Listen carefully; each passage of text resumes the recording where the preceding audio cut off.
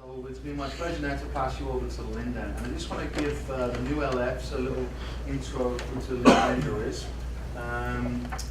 Every time I sit with Linda, I learn something new about her and her experiences as a player and as a coach in Canada. We've got very, very few females in our program, and as you look around the room each year, you'll start to see more and more females get involved in this program. It's my mandate within 5 years, to have at least 50% in this room females and males. And the reason being is, why not? 50% of our players are female, so why can't 50% of our coaches be female? So I was lucky to meet Linda 2 or 3 years ago, and I've been really engaged in everything that we've talked about and we've done. I'm going to be working hard with Linda over the next little while to go to workshops with female coaches and working with the MLS to find females that we can bring into this program. And we've certainly highlighted a lot over the last 12 months. So we've approached them, and when we talk about the female mentorship program this afternoon, you'll probably get a better understanding of how much interest there is out there for female coaches. So Linda will be heading that up. Linda's background is very unique, in my opinion, from a female standpoint. Linda's got a master's in coaching from Liverpool University in England. I think there's maybe 1 or 2 people in the country that have that. Linda's coached at the national level. Linda's a national champion coach in CISAA. Mm-hmm. She's also coached down in the US. So her wealth of knowledge at the higher level, as well as her knowledge as a master learning facilitator, as a facilitator, and also working in the community stream in the London area, working in clubs with active staff right through the courses. I don't think, whether male or female, we have too many people in the country with that type of qualifications, some sort of experience. So it's a pleasure to have you part of our staff, Linda. I know you don't get the credit that you deserve. Thank you for being part of our staff, and I'll ask you to start the presentation. So a warm welcome from Linda. Thanks, Mark. So good morning to everybody. Good morning. How's everybody this morning? Ready to go? Tired from yesterday? No. Yes? No? We will solve that problem very shortly. So Mark gave you a brief introduction to who I am, so I don't really have to do it. But a lot of people ask me, where have I coached over my career? And so I thought this is the fastest way to show you some of the organizations I've been tied to as a coach. I will put an asterisk beside this one because I was only invited as a guest coach with their women's program. But it was pretty awesome while I was in Liverpool to do that. But one thing I have learned, yes, I've got a couple of master's degrees in coaching and football. But one thing I truly believe is that coaching is 10% education and 90% experience. The only way you become a good coach is by coaching.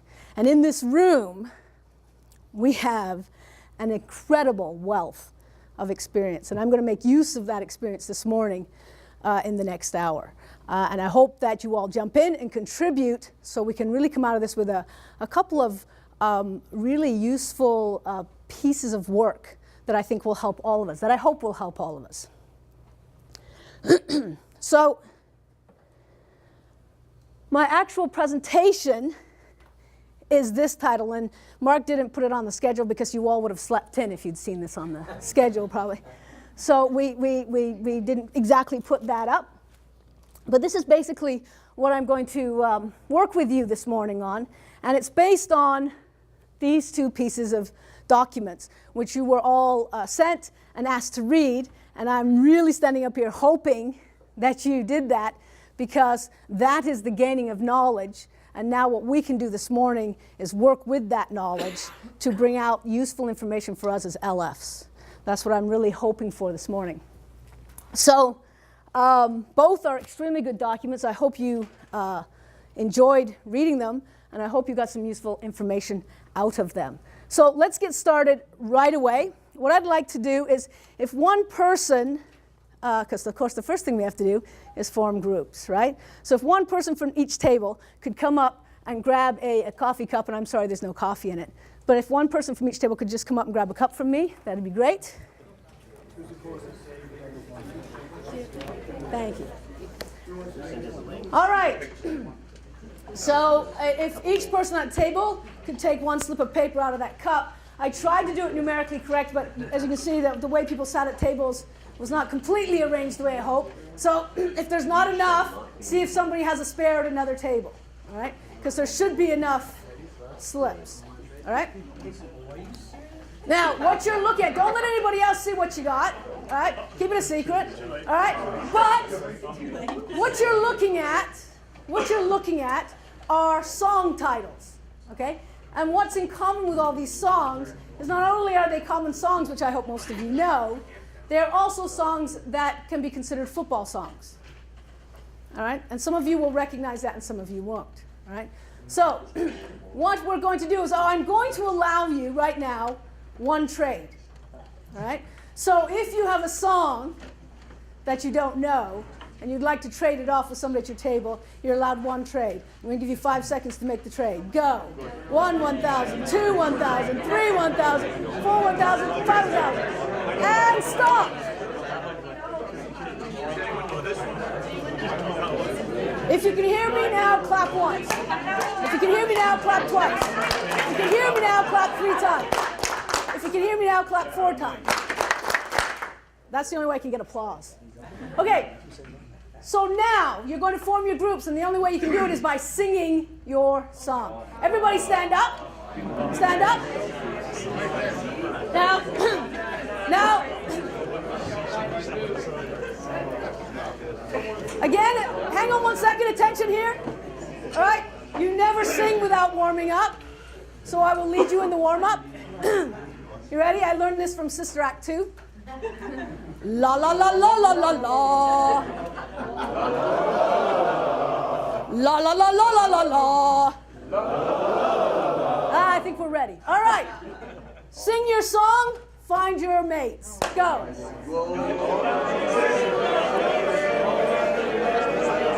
Countdown races, da da da do da do da. Countdown races, la la da oh do da day, oh do da day. Got it? Okay. There's probably one in an extra cup somewhere. Thank you very much.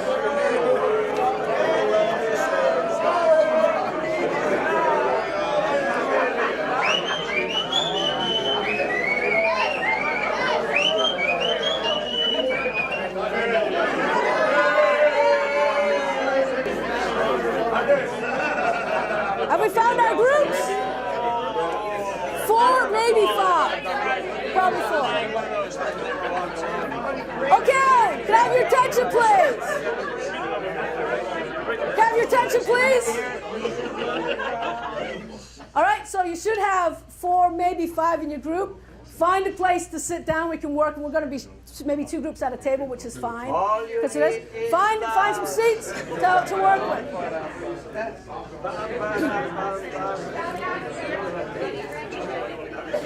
So everybody's got a group, and we got a space to work in. Okay? This is going to be your task. All right? So you are an LF on a course, and one of your coaches asks you to explain, because they coach females, they want you to explain the female athlete triad. Okay, the female athlete triad is probably one of the most important considerations when training female athletes that any coach has to take into consideration. Right? Unfortunately, very few coaches, including coaches who coach women, know about this. All right? So the female athlete triad has three pillars to it. Disordered eating. Okay, and when we say disordered eating, we don't mean eating disorders, but disordered eating. So poor nutrition, dieting, those sort of things. It can turn into eating disorders. Bone loss, osteoporosis. Okay, it's the loss of calcium out of the bones, so they become brittle and you get fractures much easier. And the third one is menstrual disturbances or amenorrhea. Amenorrhea being when a woman's menstrual cycle stops. Okay? Those are the 3 pillars. So what I'd like you to do in your group is I want you to summarize what you think should be explained to a soccer coach about the female athlete triad. what in particular. And again, one of the, half the document, excuse me, half the document of the first document I gave you was completely dedicated to the female athlete triad. So you should have the knowledge base within your group, all right? Within your group, what I would like you to do, within your group,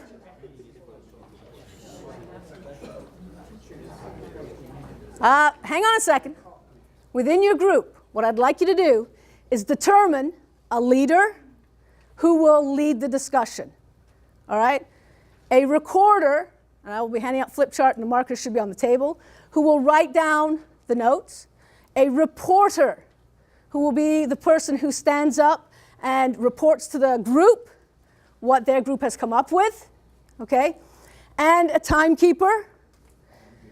If you have 4 in your group, the timekeeper will also be the observer, all right? So I will keep the time up here, all right? But also, so keep your group on track with time, but also observe the group dynamics throughout the discussion, okay? If you have 5 people in your group, then 1 person's the timekeeper and 1 person can be the observer. Everybody contributes, though, however, to the discussion, okay? All right. Go to it. In athletes versus non-athletes. So, awareness, dealing probably with the stress of sports, like maybe talking about the psychological side of it. They can, but they can still miss. They can still miss. Isn't that one of the benefits That it would, that it would regulate it. But I mean, they still might miss one because they're training so hard, right? Excuse me, because of time and the number of groups we have, I'm not going to have anybody rotate, and I'm going to, normally I would have each group get up and report, because I have reporters in each group, but instead I'm going to ask for 2 groups to report, and I will ask for volunteers. So is there a group that would like to volunteer to report? Great. Good eating habits, because even if they're eating, it's not always necessarily the proper nutrition, as well as hydration, and the appropriate energy intake. So if they're an elite athlete and they're not getting the calories they need, then that's going to affect them. The timing of meals, both before and after activities, then just general body image. We're bombarded with things in the media, especially women, so that affects our eating. So where am I? And just low-calorie diets. Some athletes go for low-calorie to avoid body changes, so that's one. Maybe not so much in soccer, but it still happens. For the osteoporosis, it's a risk of injury, but then it has like long-term health implications. So if it happens at a young age, then that can affect their whole life. For the amenorrhea, it's a hormonal disturbance. And I was saying to my group as a coach, you have to be just listening for these things, because if you can hear your players talking about this to each other. It's an uncomfortable thing to talk about, but we have to be aware. And if you hear it, then it's something that you have to deal with. So That's a great point. it's never comfortable, but important. If it's an elite athlete, you have to make sure that you get the rest period and promote them to rest as well. And we have to encourage them to slow down and make sure that they get rest as well as training. And then this, I guess, ties back into the eating habits as well. So. Thank you. Yeah. Anybody have any questions on any of those points? Second volunteer? Yep. Okay, so Can you get in a place where most people can see you? You can wait. okay, so disordered eating, first thing everybody thinks about is eating disorders, but it's actually just skipping meals, smaller meals, and timing of meals. A lot of athletes, male and female, don't eat breakfast, and then they wonder why by the time they start to train in the evening, why they have low energy stores. Dieting, particularly medications. I'm a pharmacist, and the biggest thing that we have to keep behind the counter are caffeine tablets and laxatives. So particularly in your female athletes, watch what they're taking before training. One of the big things they like to do is to mix the laxatives and the gravel, that kind of thing. because they lose a lot of water, and they think, you know, when they weigh themselves, because they get dehydrated, it feels like they've lost weight. So be very, very careful of what your athletes are taking. You know, look for those wake-up pills and caffeine tablets in their bags. Low-carb diets, right? Easy way. We hear a lot about low-carb diets, but the body needs glucose, sugar, to function. And if they're eating very high-fat, low-carb, then they can't perform to the maximum potential. Peer pressure media images. It's our job as coaches to provide different media images. As soon as they turn on their Facebook, their computer, they see movie stars, they see models, they don't see female athletes. And their ideal body weight is not the ideal body weight of an athlete. Their ideal body weight is that of a model or waif, right? And a lot of athletes will resist resistant training because they don't want to develop muscles. So they're afraid of bulking up because it's not the ideal female body. They'll eat things that are low nutritional value, and then it's that type of irregular eating that leads to disordered eating. I'll just give you a really quick thing. When we went to Barcelona with the provincial team, we actually had a player, who had anorexia and just had to come out of rehab for anorexia. And the worst thing you can do to an anorexic is force them to eat, because you know what happens? They throw it up. So if you ever go on a trip and you find that you have a female athlete that immediately goes to the bathroom after every single meal, you suspect bulimia. Okay, so just want to let you know that was really tough dealing with an athlete that had diagnosed anorexia. Bone loss, one of the first things I would say to my athletes, that actually exercise actually reduces the risk of bone loss and osteoporosis. So it's really important not just to talk about if you develop it, talk about if you're an athlete, particularly a high elite athlete, that actually reduces your risk. High impact exercises reduces your risk of bone loss. But if you do actually develop it, obviously your risk increases. Menstrual disturbances, it doesn't just happen to elite athletes. A lot of coaches think it's only those marathon runners, all of those athletes that actually stop having periods. If you take particularly a very young athlete who's never exercised, put them on a sports team, and even if they're training once or twice a week, they can lose their period because they've never exercised before. One of the things, you have never seen premenstrual syndrome in a woman when you think it's bad, when they don't have a period, they can actually still have it, and the symptoms are actually worse. So it's really, if you have a kid that goes immediately, kind of schizo, then they ask about their menstrual cycle, or at least get your manager to, because I know some of you are not going to ask about the menstrual cycle. One thing that if you don't have a period, obviously your energy stores decrease. The female body must have a menstrual cycle to replenish their body. They have a fear of it. If I stop having periods, then I don't have children. Right? They equate not having periods with the fact that they can't become a mother, particularly in your 17, 18, 19-year-olds. And amenorrhea can also be linked to disordered eating. So if you put in regular exercise and low value or low calorie diets, then your increase of amenorrhea actually skyrockets. Thank you very much. Since we don't have time to go around to the other groups, was there anything that any of the other groups came up with that they would like to add to the discussion? Yes. Can I just add something? So I know this is something that I experienced when I was playing, and a lot of coaches who don't have the information on nutrition will give you nutrition information. So eat clean when you're in season because you want to perform. We have to be careful with this. Some females will take that to the extreme as well. So if you don't know the proper, if you're not certified, for a better word, to give nutrition information, bring someone in and have them talk to your females, because that could spark something that they haven't been kind of introduced to before. So just make sure that you're giving that proper information rather than saying you don't want to eat. I was told not to eat bagels when I was training, and I thought that was absolutely ridiculous.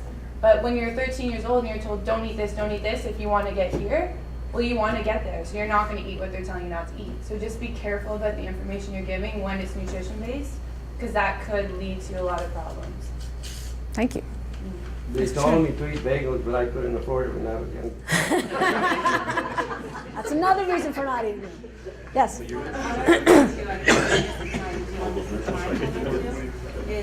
is over the years, increasingly more and more, the age at when girls actually start menstruation has dropped drastically. So it used to be like 12 or 13. Now it's around 8, sometimes 7. Yep. So for those of you who are dealing with these younger girls, it's something, and they're already not even sure of who they are or what's going on, and maybe you haven't even had that discussion with their parents because it's such a scary thing even for parents to talk to their children about. And now we're talking about grade 2, grade 3 girls. So you have to also be cognizant of that as well. Thanks for bringing that point, because I was actually wondering if anybody would ask me, how does this relate to active start fundamentals, learn to train? If I'm only going to be doing active start fundamentals, is this something I need to concern myself with? Yes, it absolutely is. And the documentation also talks about, even in active start, why you need to be aware. Was there another hand over here? Yeah, I was just going to say to that I had the same thing sort of in a camp, and the girl wasn't aware really of what would be happening to her body because that discussion hadn't happened in her house, and it happened I hadn't been confirmed, but I have a 90% suspicion that it did happen in the middle of camp, because she came to me and approached me and she wanted to speak about something that was going on. She'd gone in the washroom a few times, so I just, when her mom came, made her aware of it. But that's the next thing now, that fear that you were talking about, because if they don't know that what's going to happen to their body, and they all of a sudden go to the washroom, imagine the complete horror to that child. Yeah. So that might happen in the middle of one of your practices, so just be sensitive to that. And then the other thing you talked about with the food and the body image and the media, etc. We were also talking amongst the peers. We had a few athletes on our team that would come to practice after only eating a salad, because that's what their friends had eaten. And of course their friends aren't elite athletes or athletes period, and they're just going home. So they're eating the salad because they're watching their weight. They're 16, 17 into the boys. So I said to her, you need more energy to fuel your body. So that's where we brought in the dietitian to really talk about the foods they should be eating, because more food does not necessarily mean. Excellent. But a salad's not going to fuel you. And then secondly, they now jump on the scale. Well, if you've built a little, not bulking up, but built a little bit of muscle, they need to understand that muscle weighs more than body fat. So if you are, it's not necessarily body fat, it's muscle. So you're doing okay. But if they don't know, and then all of a sudden they've added on 10 pounds, that could freak them out as well. And all of a sudden they ease up when really it's just muscle. It's Okay, great. If they don't know, Yeah. it's scary. Last one, because we have to move on. You said that there needs to be a unique program for fitness/injury prevention, different than the boys. So. Right, different from the boys. Linda, sorry, I really wanted to move on, but it's interesting because when I was recently in Holland, they're having individual psychological consultations with players on a one-on-one basis in a private setting, a couple of which I sat in on. And it's remarkable how much those players would actually start to tell the coach. Now, have you ever done anything like that with female athletes? Yeah, because I was fortunate enough to work not only at the national level, but at the NCAA Division I level, where if you work in there, you have all resources, you have all professionals working with you. So I had the luxury of bringing in a dietitian and a nutritionist, professors on campus actually, to come in and individually work with any players who requested it or who I recommended to, or we had opened that. They went in even to relationships and what might be bothering them. Oh well, we had a sports psychologist work with the team too, which works in another area. But I think that's equally needed for male and female athletes.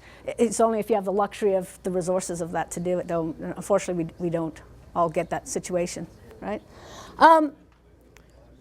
How many of you in this room had heard of the female athlete triad before reading this information? All right, just take a look around at those hands. Okay, we are a room full of high-level elite coaches who've been in the game for a long, long time. How many of you coach female athletes? Take a look at those hands. All right, there's a message right there. I'd just like to take 2 minutes now, go back to your group, the observer, the person I asked who was the observer, okay? I want you to just communicate with your group what you observed in the group discussion, right? Was there anything in particular that stood out as your group worked through this task? 2 minutes, okay? Go. Led by the observer. Wanting to look at is comfort level with the topic. Generally speaking, what was the comfort level with the topic? Anybody? Not very good? Very, very low, all right? Was that in any way tied to a level of experience or personal experience? Okay, how many people in this room have personal experience with the female athlete triad?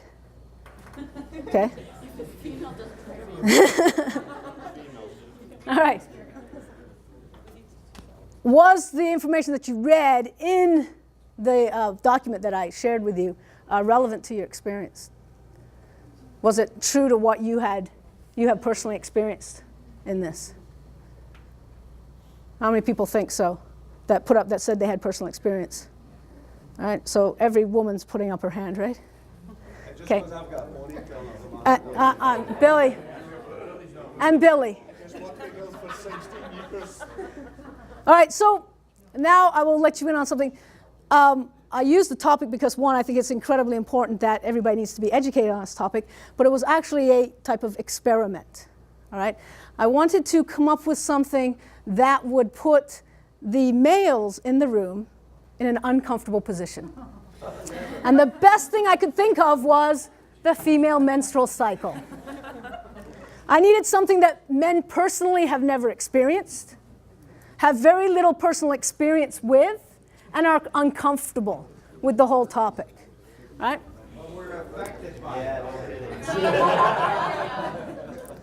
No argument here.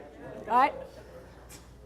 Because I want you to keep all that in mind, all right, as we go into today's topic, which is based on the second document I gave you, which is the psychosocial factors of engaging women. Right. So the document was created by Cause based on Canadian Sport for Life, all right, information. Because the Canadian Sport for Life information and the documentation that we all received is completely based on male research and male technical and tactical information, right?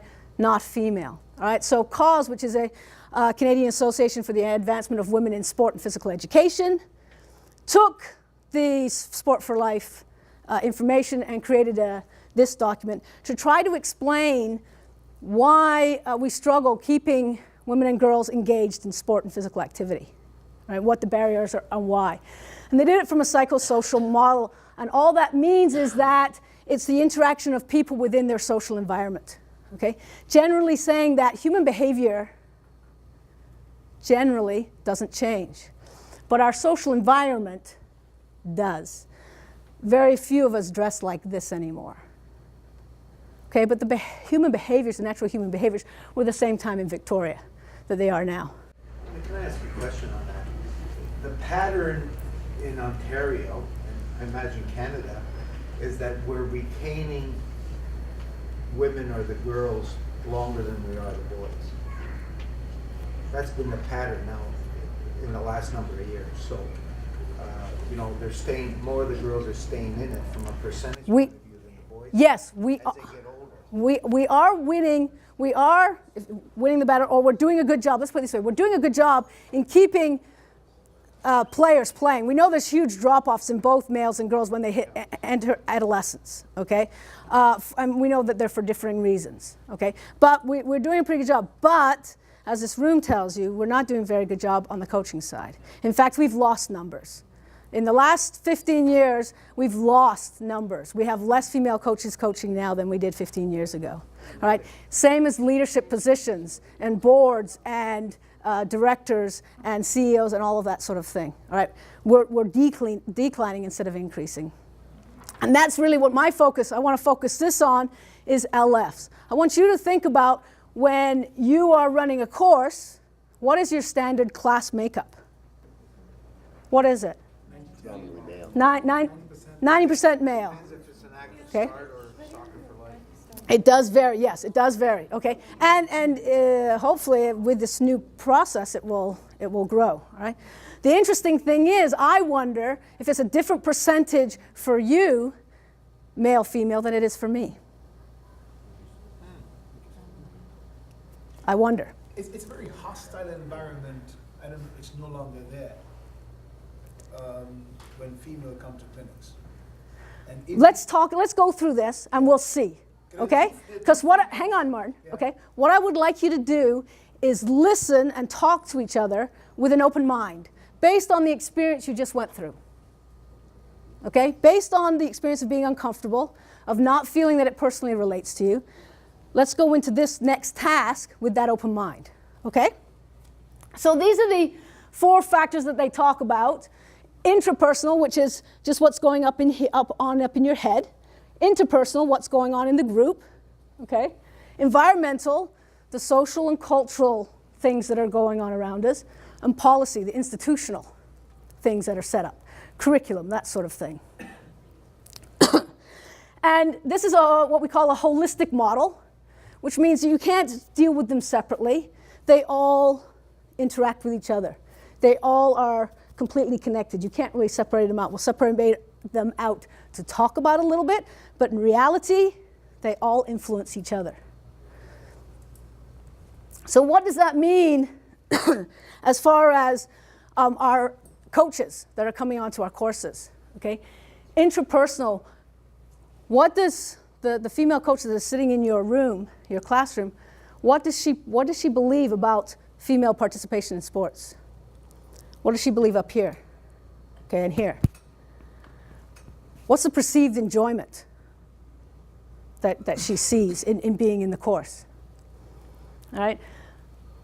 What is her perception of her own physical competence? All right. How good does she think she is as a player or even as an athlete? Self-esteem, how much self-confidence, self-belief does she have? And body image. All right. What are her thinkings and feelings about body image and her body image? Interpersonal, all right? What's the encouragement to participate within the group that she's sitting in? Right? What are the group dynamics that are being experienced? What kind of feedback is she getting from the LF, from her peers, from other leaders that she's open to in the soccer community? What role models does she have? All right, which is why I wonder if my percentage is different than Rick's percentage from a role model perspective. Environmental. Is it a competitive environment, a cooperative environment? Is there conflict or not? What is considered masculine? What is considered feminine? All right, what actions, what behaviors, what activities within the group? Environmentally, the link between sport involvement and sexuality. Assumptions and stereotypes. And gender equity in society. I put that one in because as you realize what's going on in the Muslim community right now and what just happened with their women competing in the Olympics. All right, not every society is at a place gender equity-wise that we are. All right, so although but it still ties into our own environment as well. Yeah? What do you mean by the second point? Masculine and feminine. Things like having an aggressive tendency. Is that viewed as being masculine or is that viewed as being feminine? All right. Who values that? You know, what happens with homosexuality? Girls that don't want to be treated like girls. Where does that fit in then? When this here talking about sexuality is talking about homophobia. It's the perception that every female athlete or if you're on a female team that you must be, sorry the use of the word, but you must be a dyke. Yeah.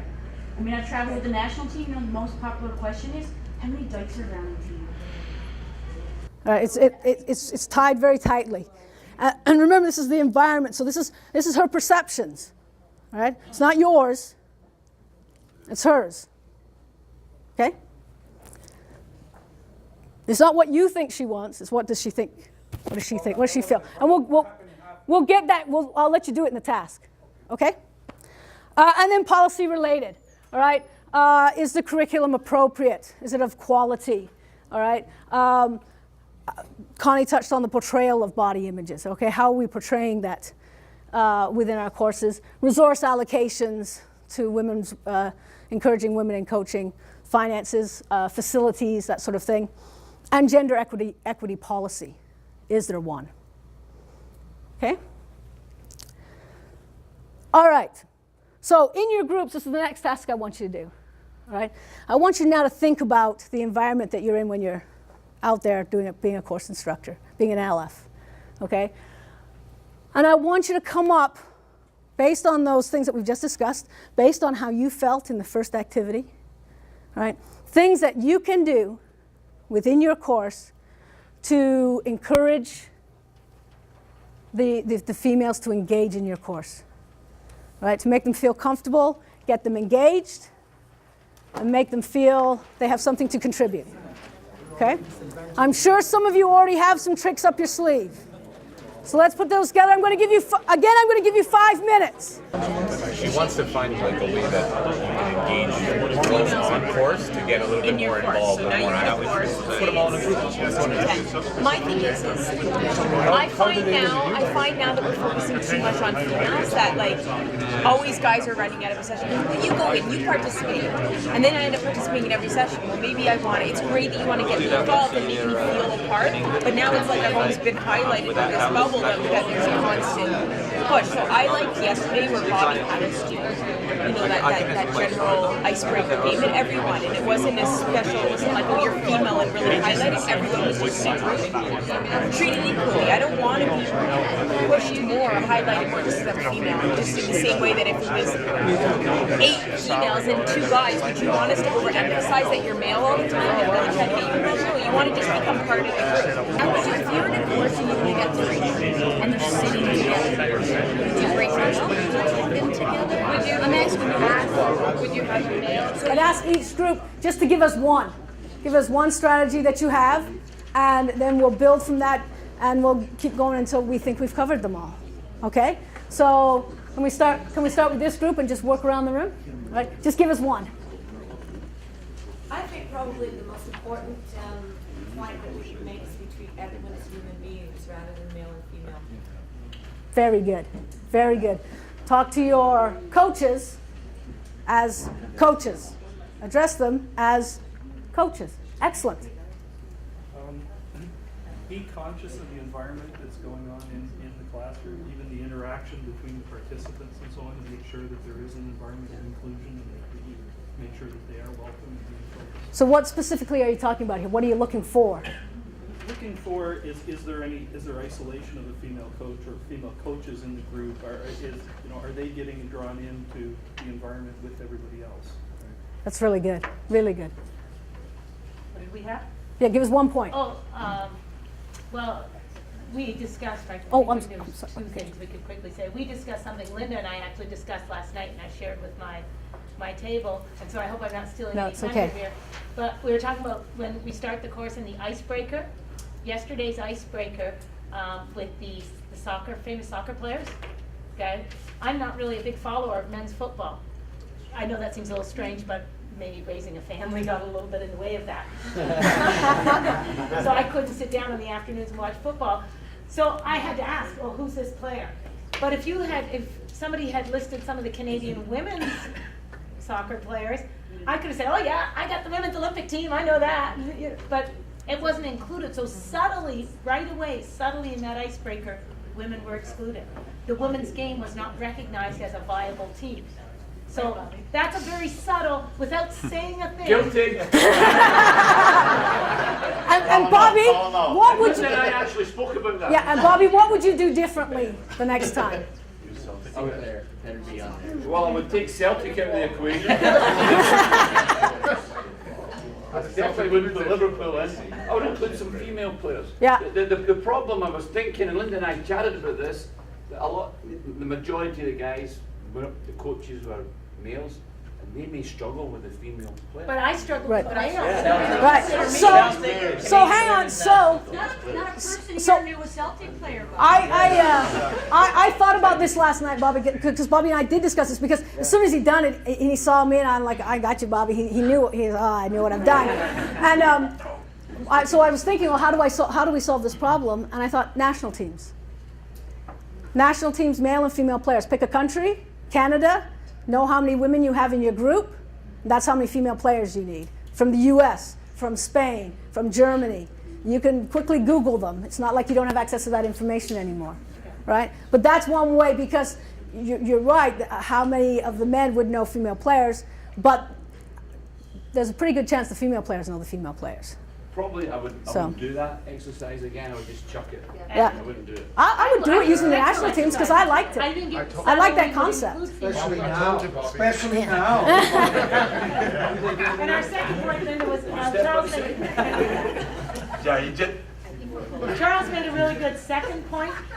He said when he teaches courses, and I think this is excellent, is he always uses examples for male and female. So if he's using video, let's use some female video and male video to, give examples. Excellent. Or talk about female teams, like he uses the Brock Women's program. Okay, an example from this. So it's just making it inclusive without making it. Without the separation element. Excellent. What's the So- common ground? The common ground is the soccer game.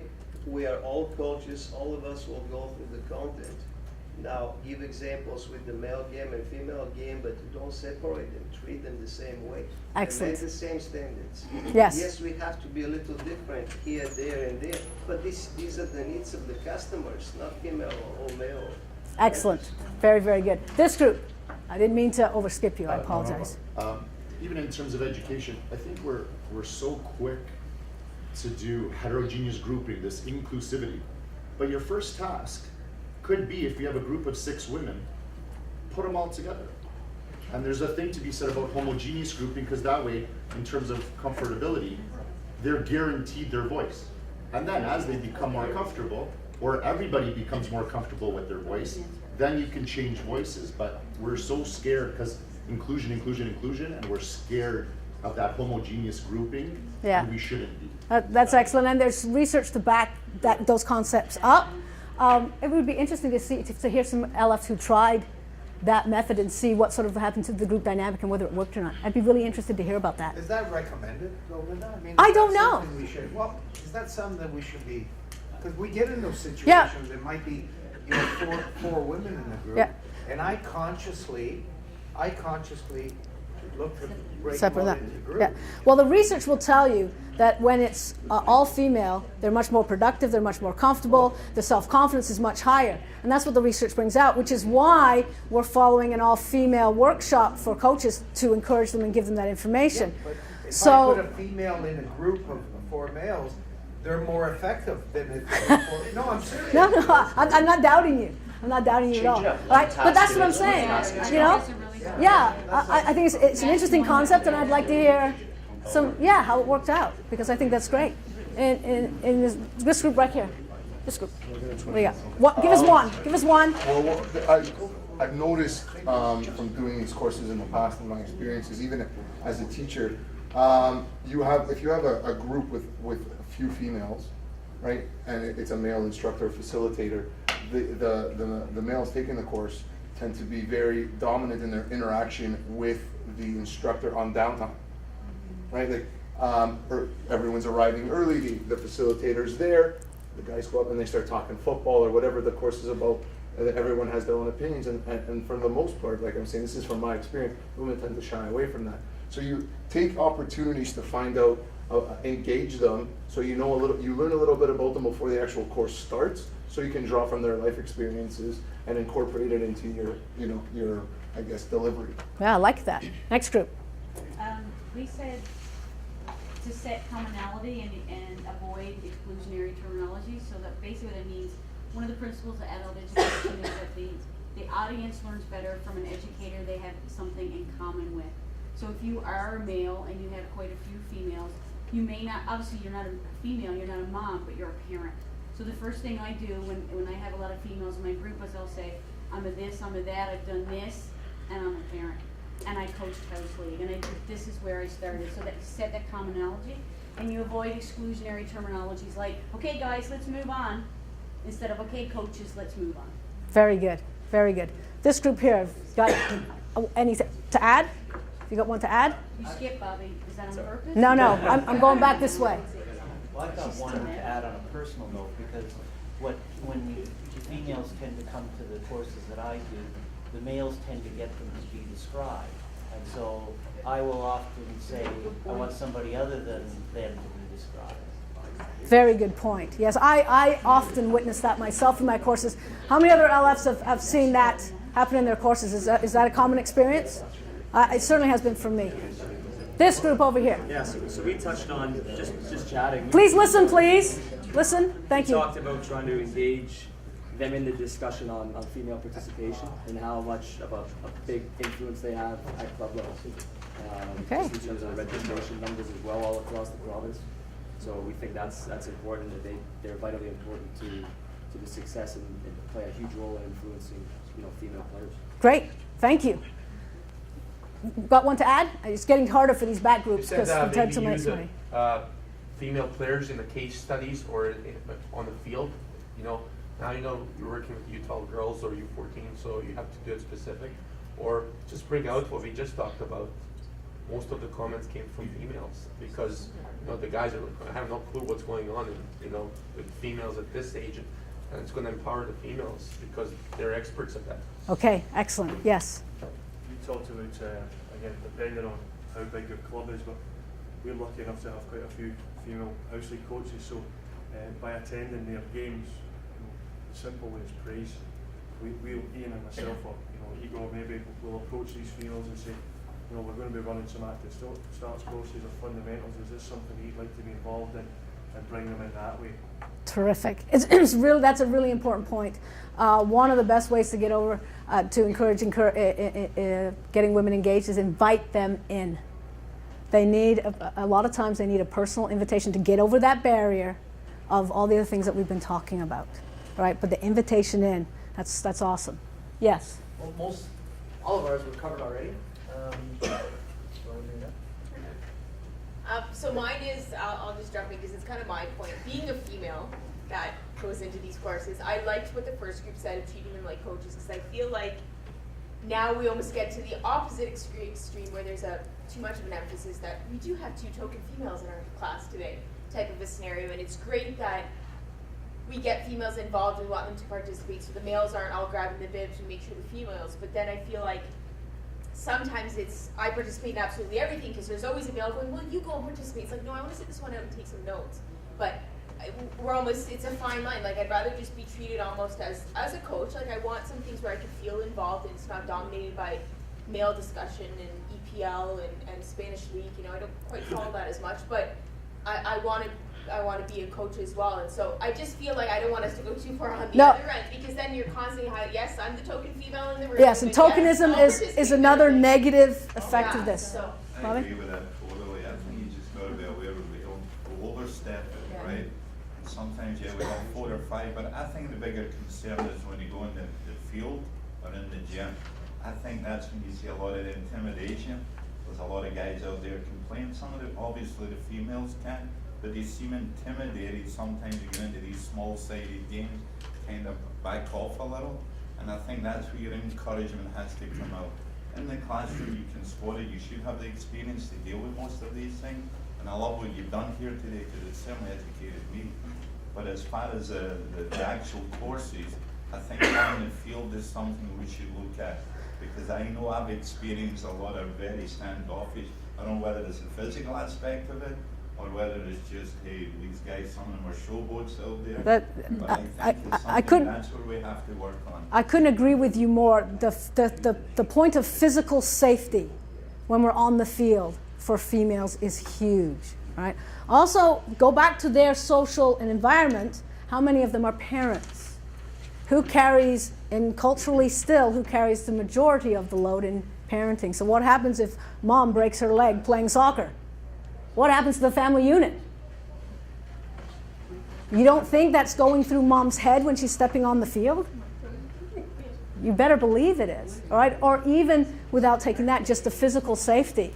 Martin, stand up for a second. Stand up for a second, all right? Should I feel physically worried on the field? Sorry. Watch the big bear will hug you today.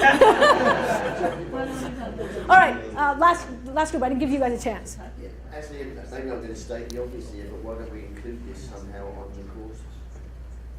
Okay, curriculum.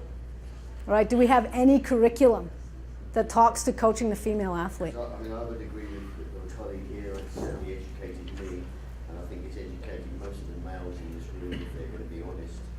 I think it's a subject that we should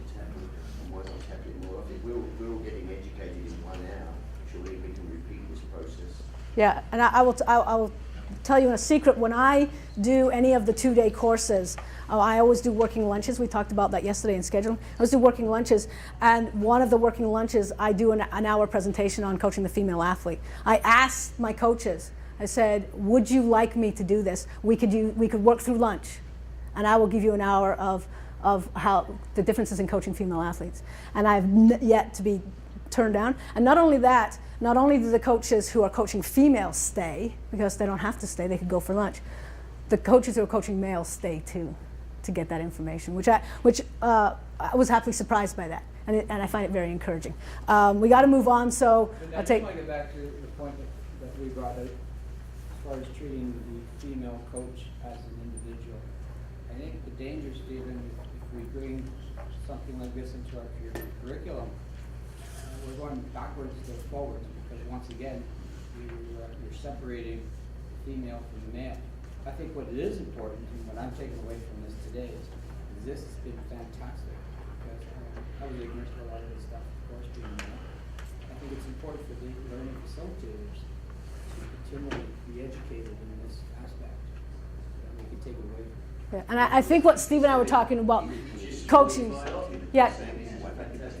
yeah, but coaching. I'm not talking about over there. I'm talking about in this environment. We're all learning facilitators. Yeah. But when we're talking about adding curriculum, we're talking about adding curriculum about specifically the differences between coaching females and males, and there are differences, and that's not addressed in any of our curriculum. Be specific. I agree with Stan and Stephen and both. I don't think we need curriculum that's specific to the female player. What we need is just educating parents and coaches on the differences between males and females, and we focus on both players. Yeah, it's gender. It is gender difference, and also the other thing you have to realize is that is we're talking gender here, whereas gender is behavior and all these skills I'm talking. We're not talking about sex, male, female, boys, girls. We're talking gender, because gender is a constantly shifting thing, right? It's a shifting thing. What we considered acceptable for females to do 30 years ago, when I started in the game, when I wasn't allowed to play the game because I was a girl. You know, a 25-year-old a female would be appalled that ever happened, right? So it's shifting. It's constantly moving, and we absolutely have to be aware of that. And it is to somewhat can be detrimental if you make too much of that separation. I agree with that way. Notes for the facilitator to make sure that you touch on certain subjects. I would love that something from this, what you guys have just put together, becomes a checklist that we can distribute to everybody. Or guidelines or a lit. I think we can use what we've gathered here. We can create that, eh, Mark? I think it would be terrific. Last one. Sorry, when we do active start and fundamentals, there's the task or the question. Listen, please, folks. Characteristics of your player. Just to remind those coaches at active start and fundamentals that you're probably going to have a co-ed team. So even if it's, I know the CSA has those 6 or 7 points, that you do add in. Hey, you know what? Menstrual cycles are happening to 8 to 10-year-olds as well, that later stage of fundamentals. Just so it's out there, even just as something in your head. Yeah, and they are playing co-ed because physically, biologically, there's very little difference, but psychologically, thanks to Disney, there's a major difference. By that, I'm talking about the princess complex. If any of you have heard of that, you can talk to me about that later. All right, so. I put some points on here, but you know what? I think we've covered them all. So I think we've covered them all, and we're talking about curriculum. This is one point we didn't, and that is cooperative versus competitive.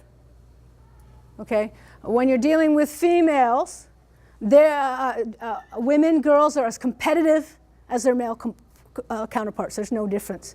What is different is who they want to compete against. Right? They do not want to compete against their friends because the social environment is incredibly important, and I don't want to jeopardize it. So you may want to consider when you're putting your tasks and your on-field activities together, how much of it can you make cooperative versus competitive? You might want to consider that fact. It depends on the customer. I mean, the great example is the education. University soccer. They train. They're nice to each other. So we stop the activity. 1v1 situation. What is so nice to her? I'm nice because she's my friend. Good. Who are we playing against this weekend? Saturday, York, Sunday, Guelph. How do you think they're going to play against us? They'll give their best. They'll beat us up physically. So based on that, are you helping your friend? Ah, see, that's the difference. That's exactly the difference, Charles. Because what you said, we're going to be competitive because you're helping her. Not to see which one of you is better, but because by me playing as hard as I can against you, we both get better. Now we're a stronger team. You hit the nail on the head. That's exactly the difference. One of the differences between coaching males and females. Bring a little coaching information right there and make it competitive. And it's more fierce during the practice than during the actual game because they're prepared. Yeah, so you have to think about the terminology, cooperative, competitive, and what that means, because you actually turn that cooperative by the way you addressed it.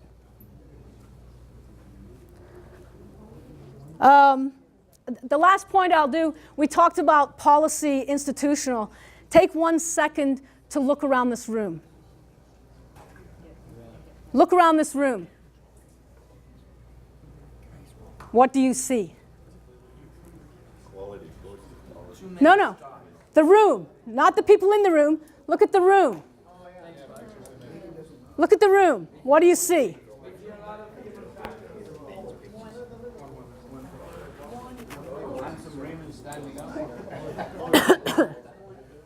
This is the Ontario Soccer Association. It is made up of 50% of their money comes from female players.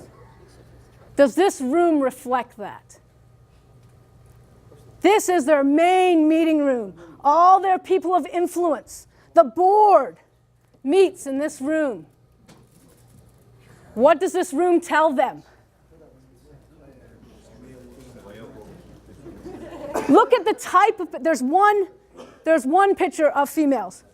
All right?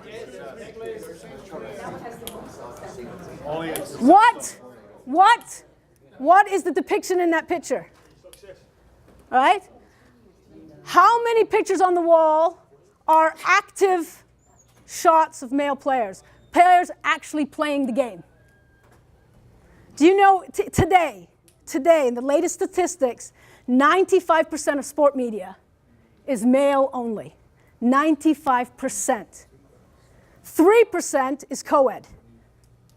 When male and females are competing at the same, like the Olympics or US Open. 2% of all media is female only. And of that 2%, an incredibly small percentage of that are females actually participating in sport. There are mostly shots like that. Why? I don't want an answer. I want you to think about it. I don't want an answer. I don't have time. I'm sorry. Right? Who's the most known soccer player that comes from Canada in the media? You tell me. Who is it? Christine Sinclair. We don't have anyone else. Well, yeah, there's the...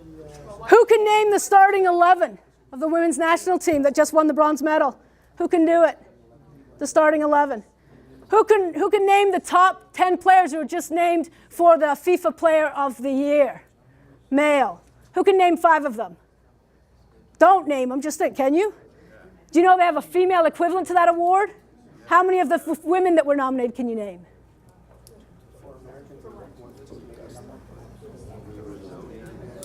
All right? Think about these things, all right? What I really want, guys, Steve, what I'd really like, if I have successfully just opened up your mind to consider, to observe, then we've accomplished something today, right? Plus, I think we've got some great work for actual hardcore guidelines for us as LFs in working on this. So I thank you for that very, very much.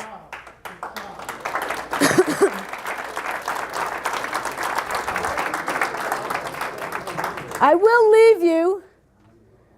leave you with a video that just, hopefully I will.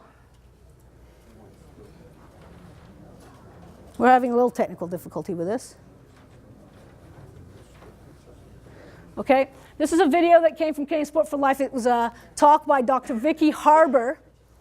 And I apologize for the quality of the video because of the way I put it onto my iPad. But what's really important is what you hear. Okay? So I want you to listen to this very, very carefully. And hopefully it will work. So one of the assumptions that I think is often, and this kind of goes around, this again, we've got literature on it, and how many know this one, but girls don't take risks. You know, they're just not big risk takers. When you think about, let's say, I won't fill in the blanks anymore. Does anybody share that assumption? I mean, this is a unique group, right? But I'll be into groups, and if we think about parents, maybe if you think about the parents that you work with, parents when they want to put their girl into a certain activity or program, many of those might not be deemed risky. Okay? So can you tell what this scene is setting up right here? Ski jumping. Okay? All right. So I'm going to play this one for you. I'll be fine. Come on. I'll do it.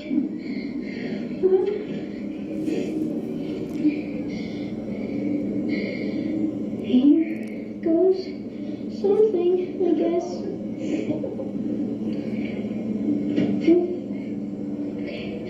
can do it. I'm gonna... So she's a grade 4 student. She's grade 4. My ski slipping off. Remember, never snowplow, okay? No snowplows. Keep it straight, you'll be fine. Okay. Keep going fine. Straight. Do you go faster on the end run? A little bit. A little bit? Yeah. Is it any steeper, do you think? Not much. Same steepness, it's just longer. Oh, just longer. Just longer. Just a bigger 20, that's all. Yep. That's A all. bigger 20.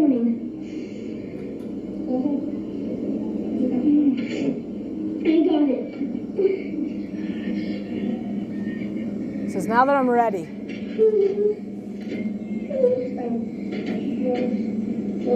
Okay. Here. That says, I'm ready. Come on.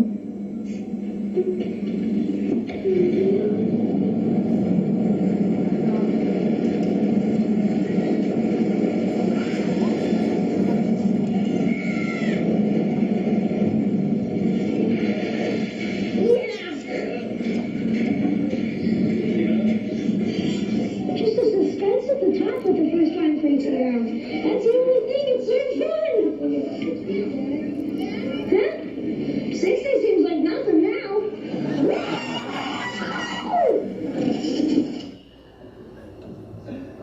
I can't tell you them. I mean, I do a lot of video clips, but I've watched this one and I can't, I mean, what it does for me. I mean, I normally run hot anyway, but geez, I get so excited on behalf of young girls.